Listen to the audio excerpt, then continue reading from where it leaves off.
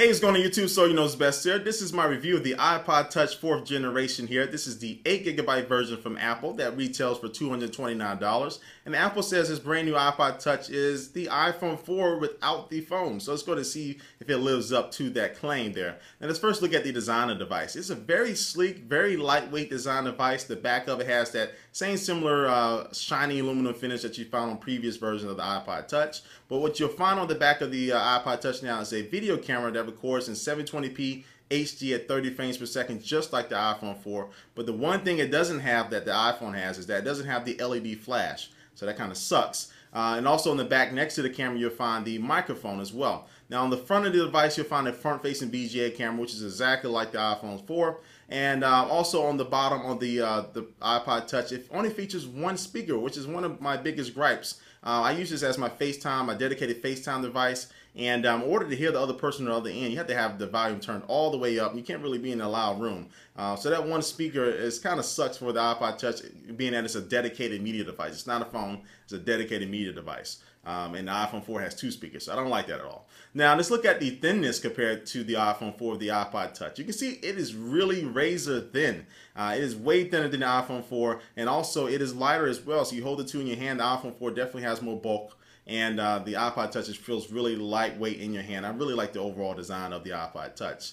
Now let's look at the Retina display. It features now the Retina display, which is 960 by 640 screen that Apple says is the best screen out there for a portable device, and it still lives up to it. When you're looking directly at the device though, compared to the iPhone 4, you can see in the shot, it looks exactly the same.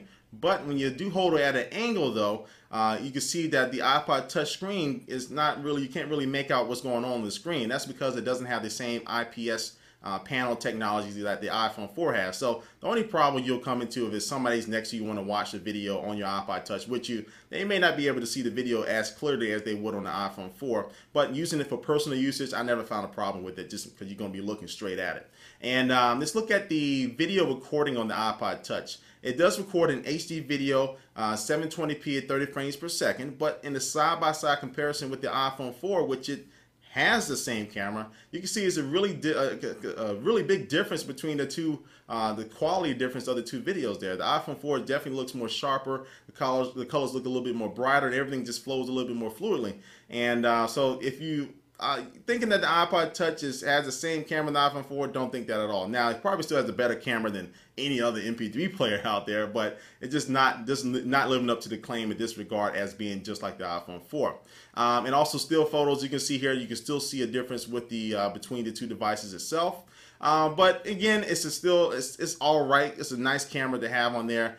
Whether it's better than the flip camera, I don't think people will say that. But okay, hey, it's on the MP3 player, right?